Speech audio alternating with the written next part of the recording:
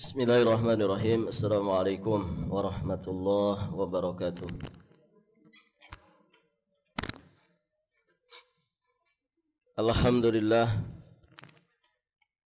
Alhamdulillahilladzi arsala rasulahu bil huda wa dinil haqq liyudhhirahu 'ala ad-dini kullih wa kafa billahi shahida.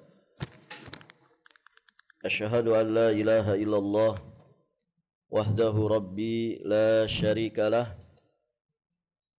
wa asyhadu anna Muhammadan abduhu wa rasuluh, amma ba'd. Allahumma inna nas'aluka ilman nafi'an wa rizqan tayyiban wa amalan mutaqabbala.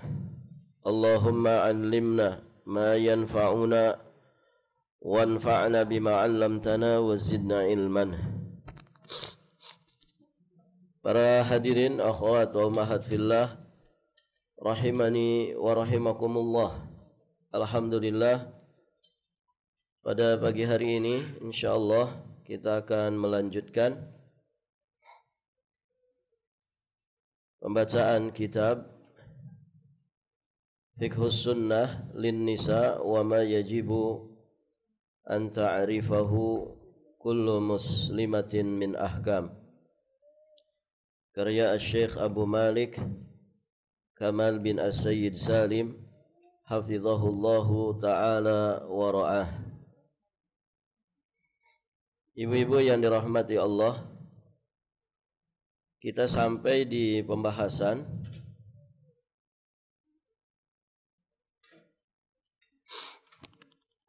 mengqadha puasa Ramadan.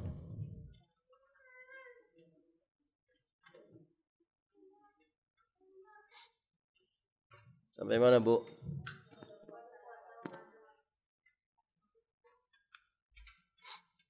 Baik.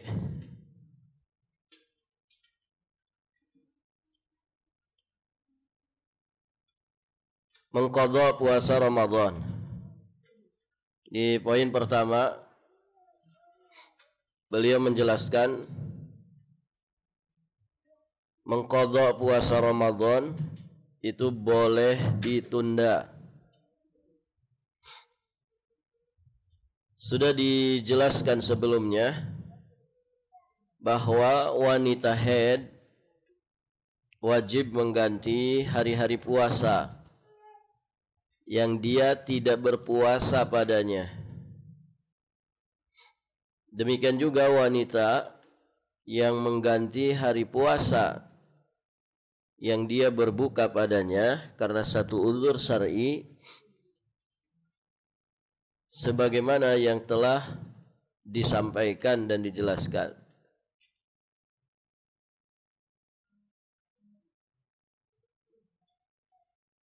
Nah, qadha puasa tidak harus dikerjakan secara langsung. Qadha puasa tidak harus dikerjakan secara langsung segera sesudah Ramadan. Namun qadha puasa Ramadan itu boleh ditunda, sebagaimana yang dituturkan oleh Ibunda Aisyah radhiyallahu taala anha, di mana beliau menyatakan di satu riwayat yang dikeluarkan oleh Imam Al-Bukhari dan juga Imam Muslim, Ibunda Aisyah pernah bercerita bahwasannya, aku mempunyai tanggungan utang puasa Ramadan, tetapi aku tidak mampu membayarnya kecuali pada bulan Sya'ban, berarti mepet Ramadan berikutnya. Berdasarkan riwayat ini berarti yang punya hutang qadha Ramadan boleh menundanya. Tidak langsung di bulan Syawal harus diqadha, tidak. Kesempatannya ada 11 bulan ke depan. Kalaupun dia mengqadhanya di bulan Sya'ban, beberapa saat sebelum masuknya Ramadan, maka tidak mengapa Ibunda Aisyah pernah melakukan itu. Jika engkau terbebani utang puasa Ramadan, lalu engkau menundanya hingga sampai bulan Ramadan tahun berikutnya, maka kamu tetap wajib membayar hutang puasa itu pada bulan berikutnya, yakni mulai bulan Syawal setelah Ramadan kedua. Jadi kalau ada orang punya hutang qadha Ramadan, ternyata sampai datang Ramadan berikutnya, maka hutang itu tetap mesti dibayar. Artinya hutangnya kan belum lunas, walaupun sudah masuk Ramadan berikutnya.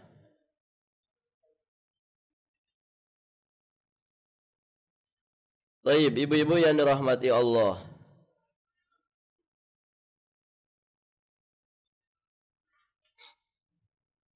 Apabila engkau sudah berbuka pada hari pertama bulan Syawal, maka usahakan membayar hutang hari-hari puasa yang terbebankan atas dirimu. Kamu tidak berkewajiban memberi makan orang miskin atau yang lainnya, karena tidak ada syariat yang mewajibkanmu memberikan makan orang miskin pada keadaan itu.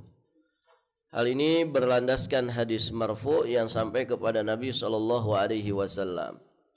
Namun ibu-ibu yang dirahmati Allah, kalau 11 bulan diberi kesempatan, ternyata sampai datang Ramadan berikutnya masih juga belum bayar hutang, tentu ini menjadi pertanyaan, kenapa sampai terluputkan kesempatan 11 bulan itu untuk bayar hutang puasa?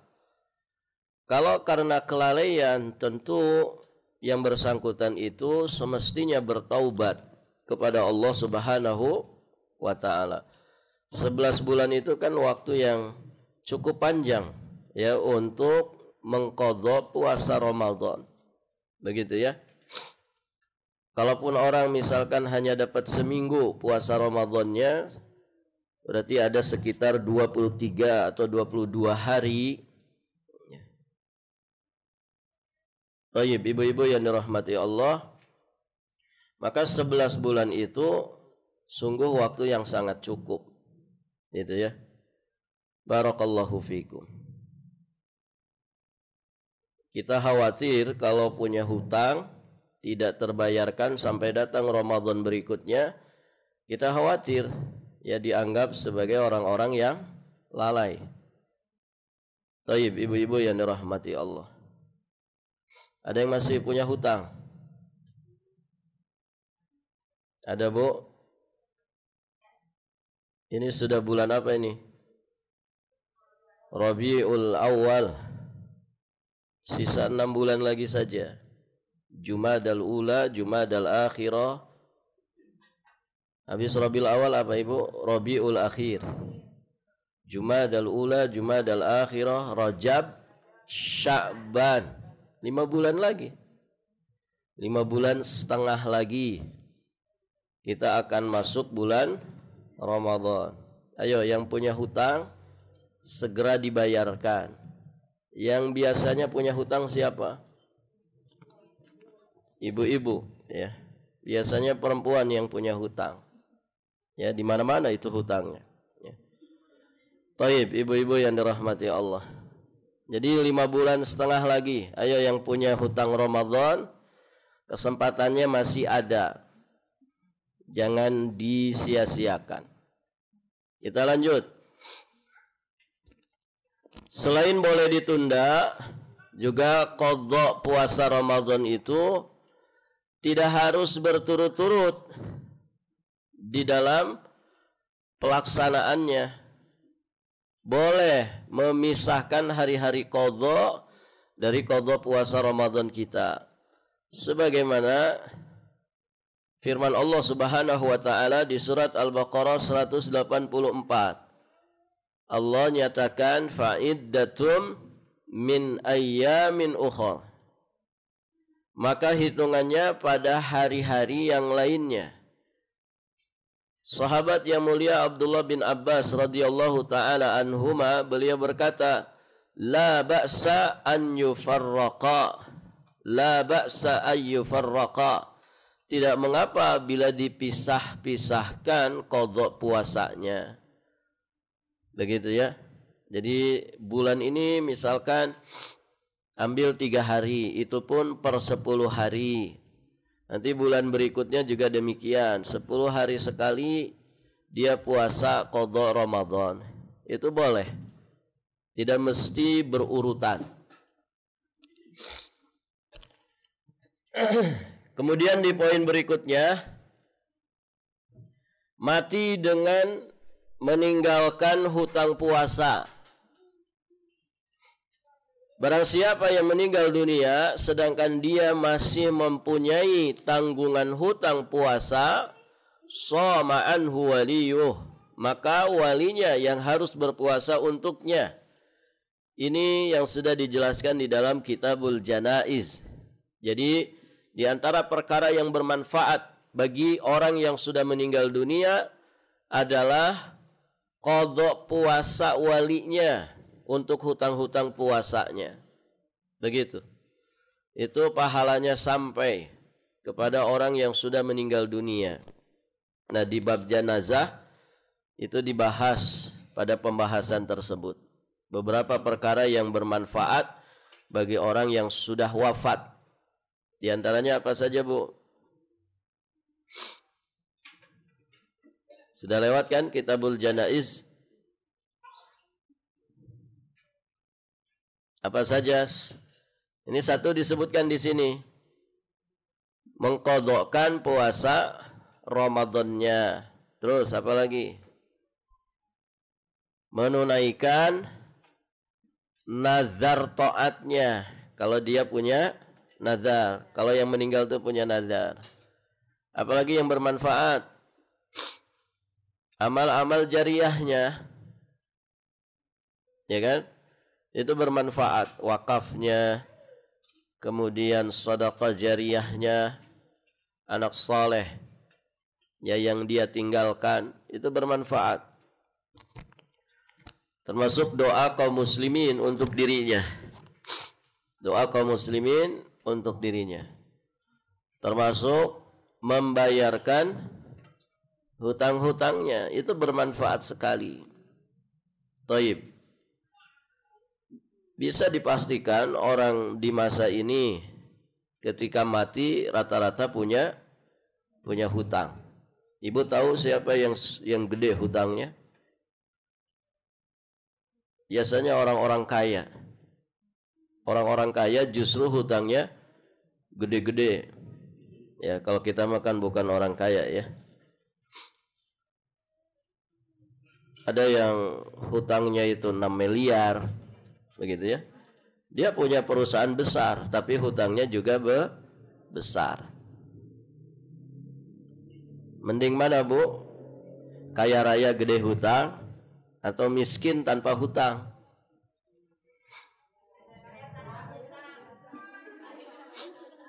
Kaya raya tanpa hutang. Pinter-pinter ibu-ibu ini. Baik, ibu-ibu yang dirahmati Allah. Itu ya beberapa poin terkait dengan qadha Ramadan. Kita lanjut. Berikutnya kita akan membahas tentang siyamut tatawwu', puasa sunnah. Puasa sunnah. Kalau puasa sunnah berarti puasa di luar yang wajib. Nama lainnya puasa sunnah. Puasa tatawwu'.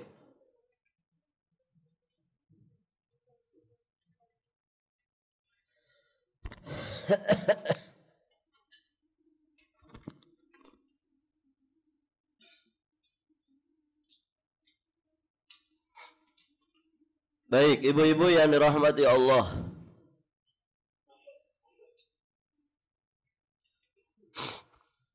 Rasulullah Shallallahu Alaihi Wasallam beliau memotivasi kita untuk berpuasa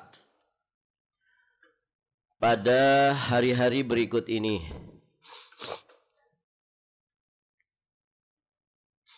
Yang pertama, 6 hari di bulan Syawal, mengikuti puasa Ramadan. Dasarnya adalah riwayat dari Abu Ayyub Al-Ansari radhiyallahu taala anhu. Nabi sallallahu alaihi wa alihi wasallam bersabda, "Man shama Ramadhana thumma atba'ahu sittan min Syawal kana kasiyamid dahri." Barang siapa yang berpuasa pada bulan Ramadan, kemudian dia mengiringinya dengan berpuasa 6 hari di bulan Syawal, maka dia bagaikan berpuasa sepanjang masa. Jadi puasa 1 bulan tambah 6 hari, fadilahnya, pahalanya sama seperti puasa sepanjang tahun. Puasa 1 tahun. Baik, ibu yang dirahmati Allah. Sebagian ulama menjelaskan perhitungannya. Kenapa dianggap puasa 1 tahun? Karena kata mereka, al-hasanatu bi asyri amsalihha. Satu kebaikan itu minim-minimnya Allah lipat gandakan menjadi 10 kali kebaikan. Maka 1 bulan puasa Ramadan itu sama dengan 10 bulan puasa. Karena 1 dikali 10. Baik. Kalau ditambah 6 hari puasa di bulan Syawal, berarti 6 kali 10 sama dengan 60 hari, sama dengan 2 bulan. 10 ditambah 2 bulan sama dengan 12 bulan. 12 bulan itu adalah hitungan satu tahun. Baik. Namun juga bukan berarti kalau sudah puasa ini sudah dia layah-layeh, tidak mau lagi berpuasa puasa sunnah yang lainnya. Tetap anjurannya ada, begitu ya. Dia tetap dianjurkan melaksanakan puasa-puasa sunnah yang lainnya. Baik, ibu-ibu yang dirahmati Allah. Berarti ini fadilah yang sangat besar dan sepatutnya kita tidak menyia-nyiakannya. Tidak ada orang yang mampu puasa itu 1 tahun full, ya. 1 bulan saja yang cuman mindahin jadwal makan, ya. Banyak orang ogah-ogahan dengan dalih saya sibuk, dengan dalih saya kan kerjanya kasar, kalau kamu kerjanya lembut, ya. Kalau kayak saya kerjanya peras keringat banting tulang, begitu ya. Akhirnya tidak mau puasa Ramadan dengan dalih-dalih tersebut. Barakallahu fikum. Maka bagaimana lagi dengan puasa 1 tahun full? Tentu ini kasih sayang Allah kepada kita. Walaupun kita tidak mampu puasa sepanjang tahun, ternyata pahalanya bisa kita dapatkan. Di antaranya dengan puasa Ramadan dengan baik, kemudian tambah sedikit lagi 6 hari puasa di bulan Syawal. Sama kayak haji gitu ya. Tidak semua orang dimudahkan berangkat haji. Ya kan Ibu? Tapi ternyata dengan kasih sayang Allah, fadilah pahala haji itu bisa kita dapatkan. Bisa kita dapatkan dengan beberapa amal yang disebut oleh Nabi SAW. Dan banyak sekali amal-amal yang sederhana sesungguhnya amal tersebut, namun ternyata fadilahnya sangat-sangat besar. Kemudian ibu-ibu yang dirahmati Allah, di sini ada pertanyaan. Apabila engkau masih mempunyai hutang puasa Ramadan, maka apakah engkau boleh mengerjakan puasa 6 hari di bulan Syawal sebelum engkau mengqadha puasa Ramadan itu? Ini cocok untuk ibu-ibu. Ya. Baik. Beliau sampaikan di sini zahir hadis yang baru saja dipaparkan ini menunjukkan bahwa keutamaan puasa sepanjang masa itu berkaitan dengan puasa Ramadan yang kemudian diiringi dengan puasa 6 hari di bulan Syawal. Sehingga puasa Syawal ini tidak bisa didahulukan daripada mengganti puasa Ramadan.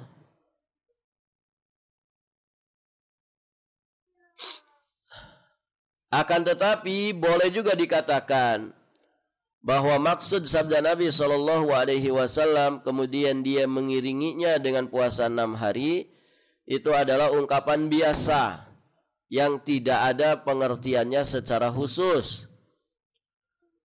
Maka berdasarkan pemahaman ini tentu dibolehkan berpuasa sunnah 6 hari di bulan Syawal sebelum melunasi hutang puasa Ramadan, terutama ketika bulan Syawal itu hampir habis dan dia masih harus membayar hutang puasanya. Wallahu a'lam.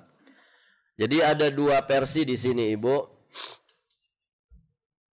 Ketika orang punya hutang puasa Ramadan, boleh tidak dia mendahulukan puasa Syawalnya? Begitu kan? Pertanyaannya begitu, dan ini pertanyaan yang sering diajukan. Maka di sini ada dua versi. Versi pertama, kalau kita ambil zahir hadis, apa yang secara zahir nampak ya dari hadis tersebut. Kalau diambil dari zahir hadisnya jelas fadilah puasa Syawal tersebut ini berlaku bagi orang yang soma. Soma itu fi'il apa? Fi'il madhi. Jadi fadilahnya berlaku bagi yang soma Ramadhana, sudah selesai atau telah selesai melaksanakan puasa Ramadan. Berarti yang punya hutang puasa Ramadan sudah selesai belum? Ibu masuk tanggal 1 Syawal, ibu head 7 hari ketika Ramadan. Berarti sudah selesai belum? Belum, masih punya tanggungan 7 hari. Dengan demikian kalau dilihat, diambil dari zahir hadis, orang yang ingin mempraktekkan, mengamalkan puasa Syawal dan ingin mendapatkan fadilahnya, dia harus selesaikan dulu puasa Ramadannya. Berarti puasa Syawal ini tidak boleh didahulukan daripada puasa qadha-nya. Dia kalau ingin mendapatkan fadilahnya, qadha-nya dulu yang didahulukan. Jadi tanggal 2 Syawal dia sudah mulai nyicil mengqadha puasa Ramadannya. Ya 7 hari tadi, kalau hutangnya 7 hari. Berarti sekitar tanggal 8 dia sudah selesai dari puasa Ramadan, selesai bayar hutang qadha Ramadan.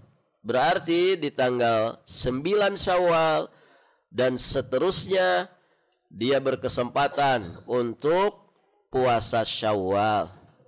Begitu. Yang jadi masalah ya, di awal-awal kita lebaran itu biasanya masih apa, Bu?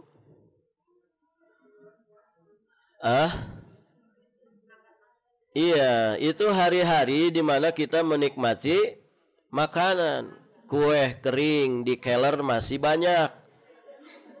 Kue yang antara kering dan basah masih banyak. Kalau yang basah biasanya duluan habis. Opor ayam juga masih sisa, ketupatnya masih banyak. Begitu kan, Ibu?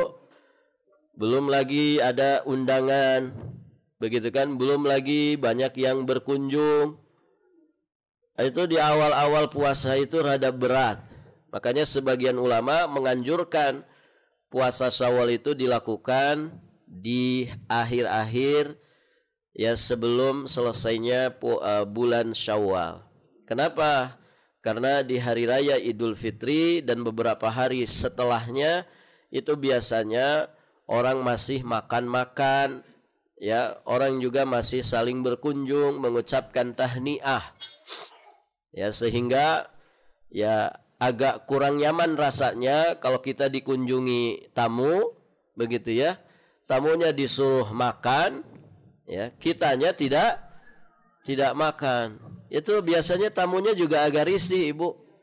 Aduh, kita jadi nggak enak ini. Ibunya nggak ikut makan, gitu ya. Barakallahu fikum. Kan begitu ya? Baik. Itu ya, itu kalau melihat zahir hadis. Namun sebagian pandangan juga menyampaikan bahwa summa atba'ahu sittan min Syawal, dia mengiringi setelah puasa itu puasa 6 hari. Ini ungkapan biasa saja, begitu ya.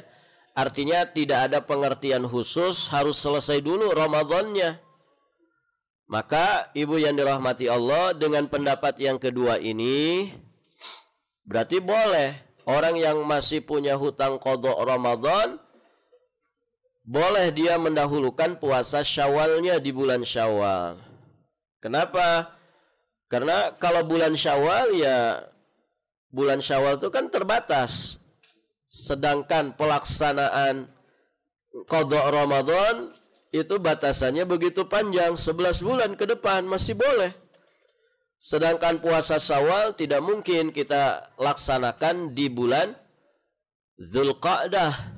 Tidak mungkin kita laksanakan di bulan Dzulhijjah, karena namanya saja puasa Syawal, mesti di bulan Syawal, dan kesempatannya berarti terbatas. Kalau diambil satu hari kita berhari raya di tanggal 1 Syawal, itu kan haram puasa. Berarti sisa 29 hari saja. Atau kalau harinya cuma 29, berarti sisa 28 hari saja. Terbatas ini. Belum tadi hari-hari pertama itu hari-hari makan dan minum, hari-hari kunjungan, begitu ya. Kadang ada orang tidak masak di hari Lebaran, itu aman-aman saja, gitu ya. Yang penting dia mau ider-ideran ke sana kemari. Begitu kan? Nanti makan pagi, sarapan, datang ke bibinya, gitu ya. Makan siang, datang ke bestinya. Nanti makan malam, datang ke siapa, itu kenyang sudah. 1 minggu itu enggak usah masak juga kenyang. Taib, ibu-ibu yang dirahmati Allah. Itu ya. Allahu a'lam bis-shawab. Ya, walaupun ada pendapat seperti itu, ya selayaknya kita berusaha untuk selalu mendahulukan qadha dan selalu berusaha mendapatkan fadilah puasa Syawal. Begitu Ibu ya.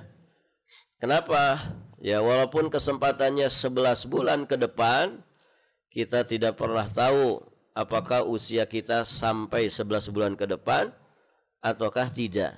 Ya, harapan mah orang itu selalu berharap umurnya itu panjang. Bukan begitu, Bu? Masih pada betah di dunia ini? Iya. Semua kita berharap usia kita panjang di atas ketaatan dan keistiqomahan, kan begitu? Baik, ibu-ibu yang dirahmati Allah, kita lanjut.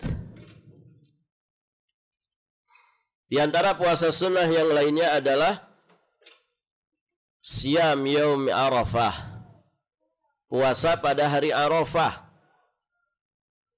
Disunnahkan berpuasa di hari Arafah apabila engkau tidak sedang menunaikan ibadah haji.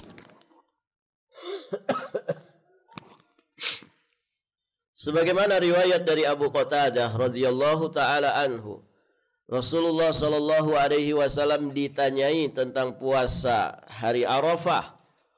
Maka beliau menjawab, Yukaffirus sanatal madiyah wal baqiyah.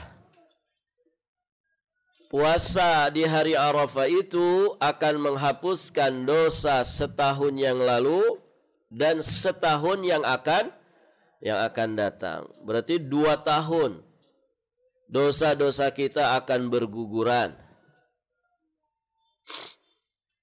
Dosa apa ini yang berguguran, Ibu? Dosa kecil. Karena dosa besar harus dengan taubat. Beliau juga ditanya tentang puasa hari Asyura. Apa keistimewaan puasa hari Asyura? Asyura itu puasa apa tuh? Kalau Arafah kan 9 Dzulhijjah. Kalau Asyura 10 Muharram. Nah, Nabi juga ditanya tentang puasa Asyura. Apa keistimewaannya? Maka beliau menjawab, yukaffiru as-sanatal madiyah. Puasa Asyura itu akan menghapuskan dosa setahun yang lalu. Puasa hari Arafah ini khusus bagi yang tidak sedang menunaikan ibadah haji. Karena Nabi SAW ketika beribadah haji, beliau tidak berpuasa pada hari Arafah. Ibu-ibu yang dirahmati Allah, itu ya hari Arafah, puasa tanggal 9 Dzulhijjah. Yang ketiga,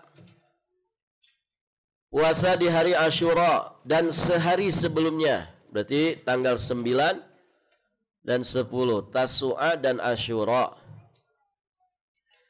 Berdasarkan riwayat dari Ibnu Abbas radhiyallahu taala anhuma, ketika Rasulullah sallallahu alaihi wasallam berpuasa pada hari Asyura dan beliau memerintahkan para sahabat untuk berpuasa pada hari tersebut, maka para sahabat berkata, "Ya Rasulullah, sesungguhnya itu adalah hari yang diagungkan oleh orang-orang Yahudi dan oleh orang-orang Nasrani." Kemudian beliau bersabda, "Fa idza kana al-'amul muqbil insyaallah sumna al-yaum at-tasi'." Apabila tahun depan tiba nanti, insyaallah kata Nabi, kita akan berpuasa juga pada hari ke-9-nya. Para sahabat kemudian berkata, ternyata tahun depan belum tiba, Rasulullah keburu wafat. Di sini beliau memberikan catatan, disunnahkan berpuasa pada bulan Muharram secara umum. Berdasarkan sabda Nabi SAW, tatkala beliau ditanya, puasa bulan apa yang paling istimewa? Maka Nabi SAW menjawab, afdhalus siyam ba'da syahri Ramadan, siyamu syahrillahil muharram. Puasa yang paling baik setelah bulan Ramadan adalah bulan Allah, puasa di bulan Allah Al-Muharram. Berarti ibu-ibu yang dirahmati Allah, dari semenjak tanggal 1 Muharram, anjuran untuk puasa itu ya anjuran untuk puasa itu dibolehkan ya. Dari tanggal 1. Terus kalau tidak bisa dari tanggal 1, maka ambil tanggal 10-nya saja. Tanggal 9 dan 10. Tidak bisa tanggal 9, 10, ya setidak-tidaknya tanggal 10-nya saja. Demikian. Allahu a'lam bis-shawab.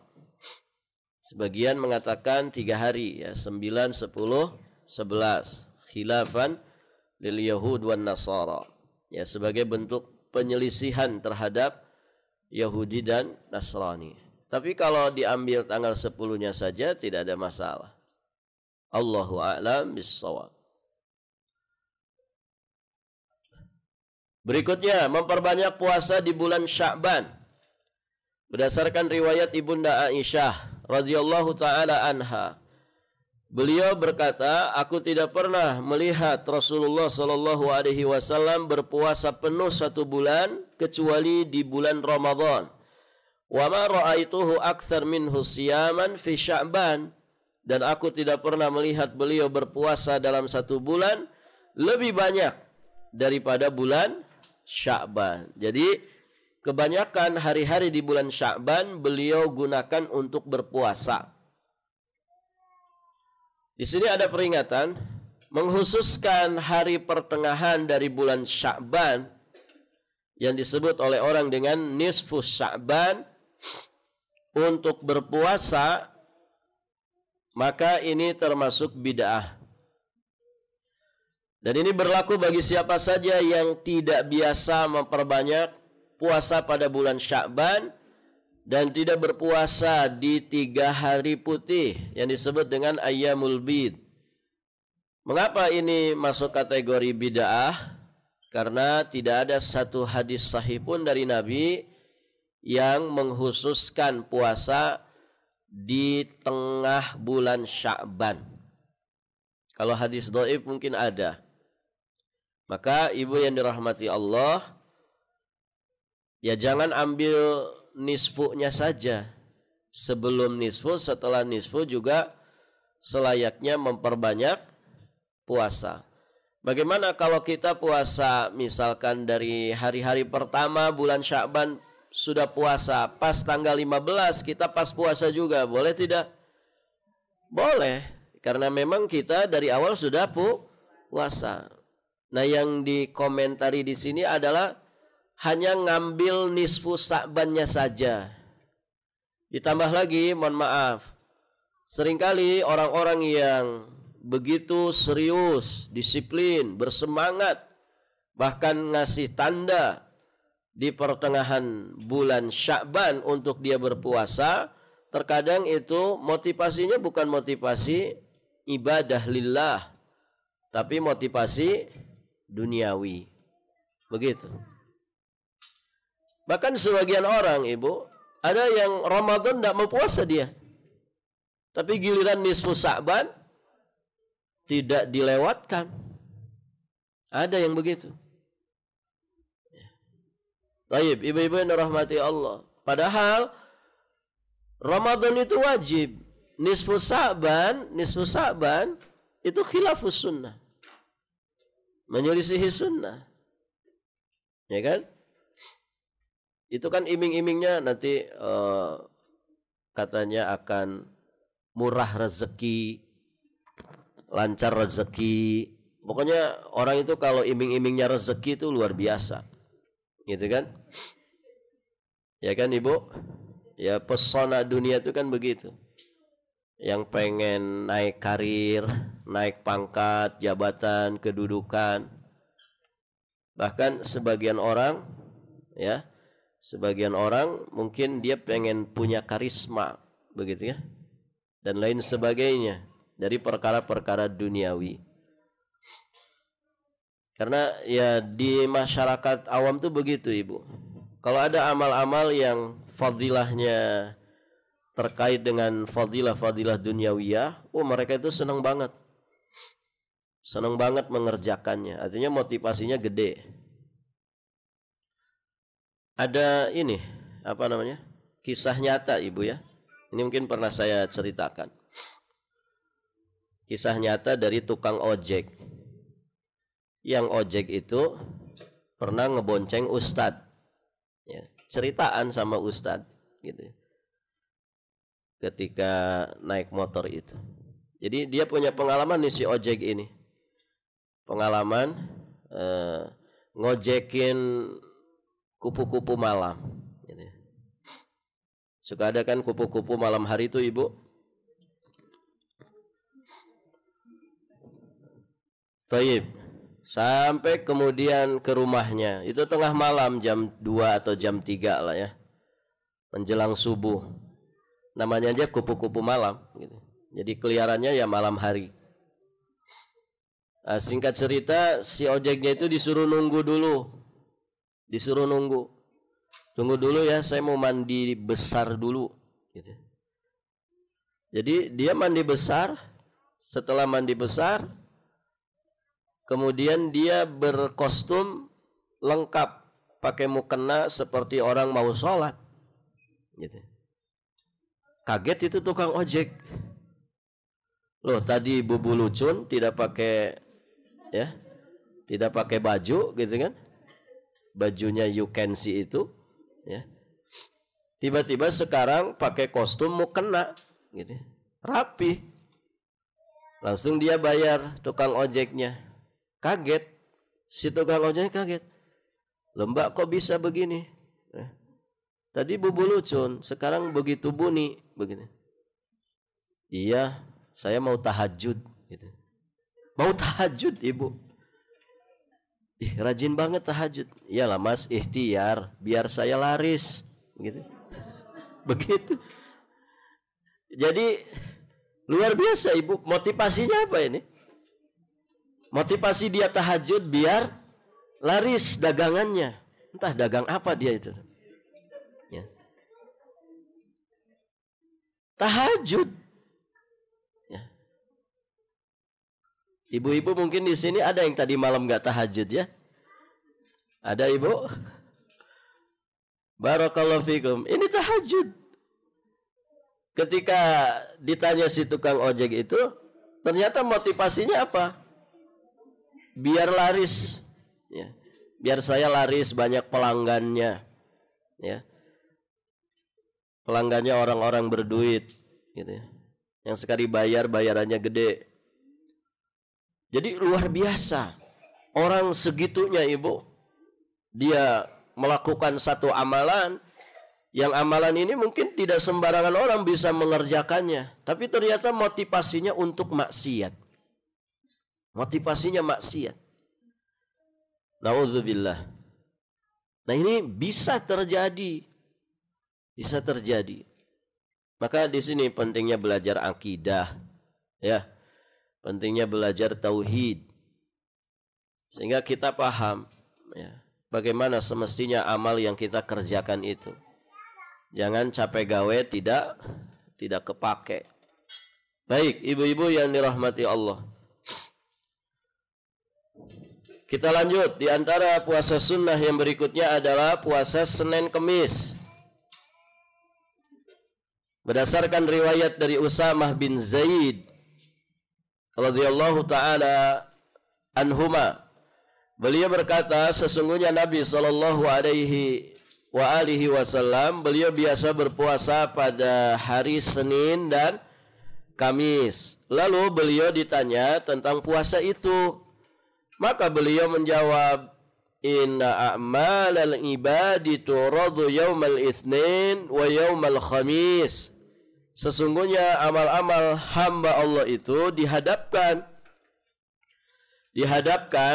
setiap hari Senin dan hari Kamis. Maka Nabi itu senang ketika amalnya dilaporkan, ketika amalnya disetorkan, beliau dalam keadaan berpuasa. Ibu yang dirahmati Allah, hadis ini tidak boleh kemudian kita bawa untuk hari kelahiran kita sendiri. Gitu ya. Sebagian orang kan, kenapa katanya Nabi berpuasa pada hari Senin? Karena di hari itu Nabi itu dilahirkan. Begitu kan? Kemudian ada yang lahirnya hari Rabu, pengen juga. Ya. Tiap Rabu puasa Rabu. Ini sunnahnya siapa? Sunnahnya diri sendiri, gitu. Nggak ada, Ibu, nggak ada dalilnya. Kalau hari kelahiran kita nggak ada dalilnya. Ini hari kelahirannya Nabi, karena begitu istimewa hari kelahirannya Nabi, begitu ya. Dan kita sebagai umatnya tidak ada anjuran untuk mempuasakan hari lahir kita, ya kan? Barakallahu fikum. Nah, ini fadilah dari puasa Senin Kemis yang dilakukan Nabi. Bahwa di hari Senin dan di hari Kamis, amal-amal hamba Allah itu dihadapkan kepada Allah. Berikutnya, puasa Ayyamul Bid.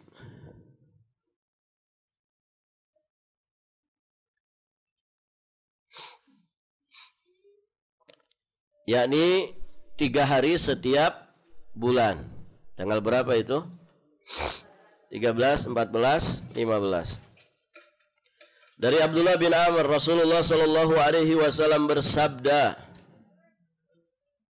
"Sum min kulli syahrin 3 ayyam, fa innal hasanata bi asyri amsalha." Wa dzalika mithlu siyamid dahri. Berpuasalah kamu 3 hari setiap bulan. Karena kebaikan itu dilipat gandakan 10 kali. Maka puasa 3 hari setiap bulan itu sama seperti puasa 1 bulan, sepanjang bulan. Masya Allah. Kalau rutin tiap bulan 3 hari, berarti hitungannya sama. Ya, kita itu puasa sepanjang tahun. Karena tiap bulan 3, tambah Ramadan, tambah Syawalnya, luar biasa. Kemudian riwayat dari Abu Dzar, Nabi sallallahu alaihi wasallam bersabda, "Idza sumta minasy-syahri 3 ayyamin, fasum 13 wa 14 wa 15." Apabila kamu berpuasa 3 hari dalam setiap bulan, maka berpuasalah pada tanggal 13, 14 dan 15. Maksudnya bulan apa ini? Bulan-bulan Qamariyah pada kalender Hijriyah, bukan 13, 14, 15, Januari, Februari, Maret, April, bukan itu. Tapi maksudnya 13, 14, 15 di bulan Muharram, di bulan Safar, di bulan Rabiul Awwal, Rabiul Akhir, Jumadal Ula, Jumadal Akhirah, dan seterusnya. Kecuali yang ada hari tasyriknya tidak boleh. Hari tasyrik itu tanggal berapa? 11, 12, 13. Berarti di bulan Zulhijjah, 13-nya jangan dipakai. Karena itu masih hari tasyrik, haram kita berpuasa. Adapun hari ke-14-nya boleh.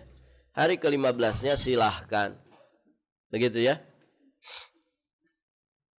Kemudian berpuasa sehari dan berbuka sehari. Ini juga puasa sunnah yang dianjurkan. Puasa sehari, berbuka sehari. Ya. Namanya puasa apa? Puasa Dawud. Dasarnya adalah riwayat dari Abdullah bin Amr radhiyallahu taala anhuma, Nabi sallallahu alaihi wa alihi wasallam bersabda, "Ahabbus siyam ilallahi siyamu Dawud, kana yasumu yauman wa yuftiru yauman." Puasa yang paling dicintai Allah itu adalah puasanya Nabi Daud. Beliau berpuasa sehari dan berbuka sehari. Ringkasnya disunahkan agar engkau itu tidak melewatkan 1 bulan pun tanpa puasa. Ini ya, bagi yang dimudahkan Allah, ya, anjurannya 1 bulan itu jangan ada yang blank, tidak berpuasa. Minimal ada yang kita gunakan untuk puasa. Sebagaimana riwayat dari Ibunda Aisyah, beliau berkata, "Demi Allah, tidaklah beliau," yakni maksudnya Rasulullah sallallahu alaihi wasallam, berpuasa sebulan penuh kecuali pada bulan Ramadan sampai beliau berpulang kepada Allah. Dan beliau juga tidak berbuka sebulan penuh sampai beliau berpuasa pada sebagian darinya. Jadi Nabi itu ya mesti dalam 1 bulan itu ada hari yang digunakan untuk puasa. Begitu Ibu ya. Barakallahu fiikum. Sedikit lagi ya, kita habiskan ini. Boleh membatalkan puasa ketika berpuasa sunnah. Jadi kalau kita sedang puasa sunnah, boleh enggak membatalkan? Boleh.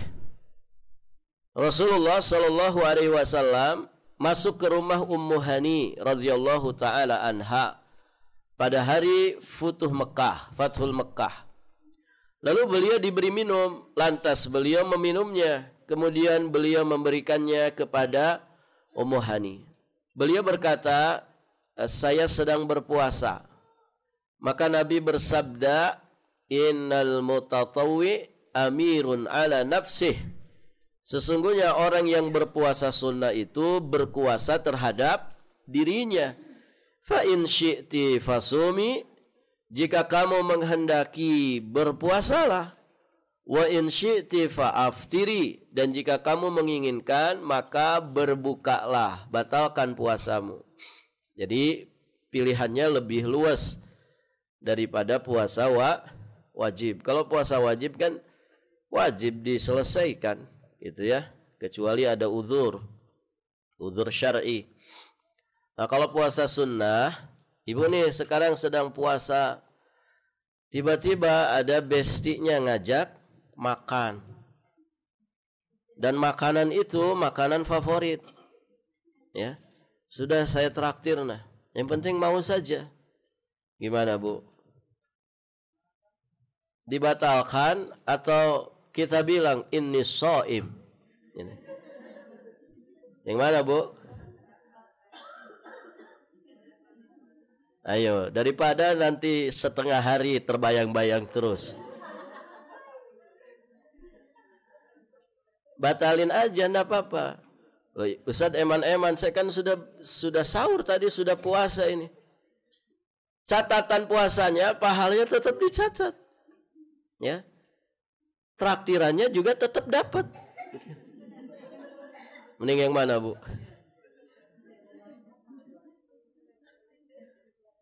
Bungkus aja lah, bungkus. Nggak apa-apa. Kalau ibu batalkan itu tidak apa-apa. Ya. Tidak apa-apa. Boleh. Separuh hari yang kita berpuasa, insya Allah tetap catatan pahalanya ada. Gitu. Tapi kalau ibu mau pilih tetap puasa, boleh? Boleh. Tadi kan dia amir ala nafsih.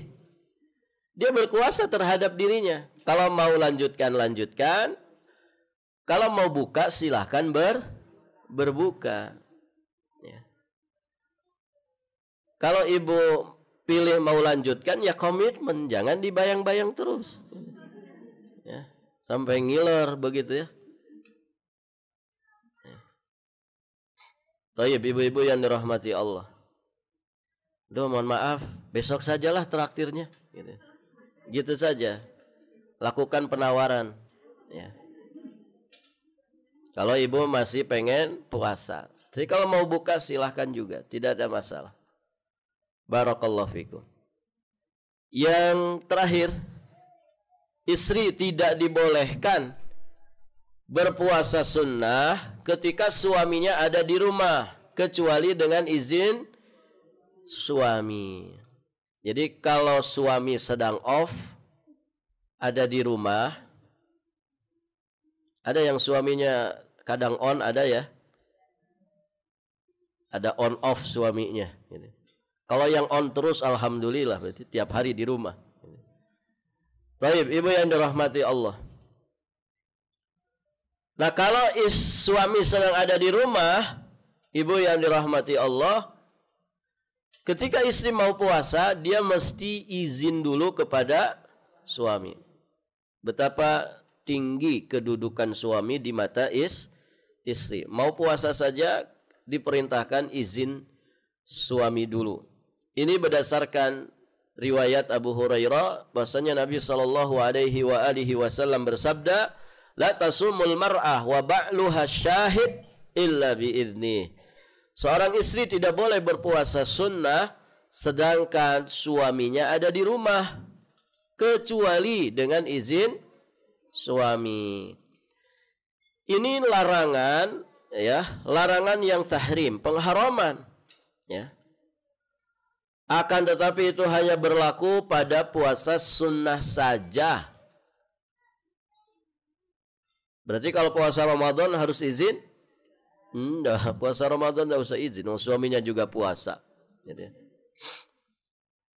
adapun puasa yang diwajibkan atas seorang wanita seperti puasa qadha, begitu ya, puasa nazar, maka dia tetap harus melaksanakan puasa tersebut tanpa harus menunggu izin suaminya. Hal itu dikarenakan memang hak suami yang begitu besar atas istrinya. Hak suami yang begitu besar. Suami itu kan punya hak untuk meminta istrinya melayaninya kapanpun, begitu ya. Mau di pagi hari, mau di siang, mau di sore hari, mau di malam hari, gitu kan. Maka karena hak itu, seorang istri kalau mau puasa sunnah, dia izin dulu. Izin dulu. Barakallahu fikum. Kalau kata suaminya, jangan lah. Gimana ibu? Kalau kata suaminya, jangan. Jangan puasa. Ibu taat nggak? Sami'na wa ata'na. Taat. Gitu kan. Kenapa? Karena suami tidak mengizinkan. Melayani suami hukumnya apa? Wajib. Puasa sunnah hukumnya sunnah. Mana yang harus didahulukan? Yang wajib. Ya. Kamu tuh kalau puasa males masak. Ya. Saya loh di rumah ini nggak lama, gitu ya. Cuman 2 minggu. Ya. Pengen masak ini nah, ayo masakin. Ya. Begitu. Barakallahu fikum. Jadi puasa itu bukan alasan untuk bermalas-malasan. Makanya mesti izin kepada suami. Baik, ibu yang dirahmati Allah. Allahu a'lam bis-shawab. Sampai di sini pelajaran kita. Nanti ada pembahasan tentang hari-hari yang dilarang berpuasa. Kemudian nanti ada pembahasan tentang iktikaf. Terakhir nanti pembahasan tentang iktikaf. Berikutnya nanti masuk bab ke-6, pembahasan tentang haji dan umrah. Baik ibu, sampai di sini kita akhiri. Subhanakallahumma bihamdik, asyhadu an la ilaha illa anta, astaghfiruka wa atubu ilaik. Hadanallahu wa iyyakum ajmain. Wallahul muwaffiq ila aqwamit thoriq. Al-'afwu minkum. Wassalamualaikum warahmatullahi wabarakatuh.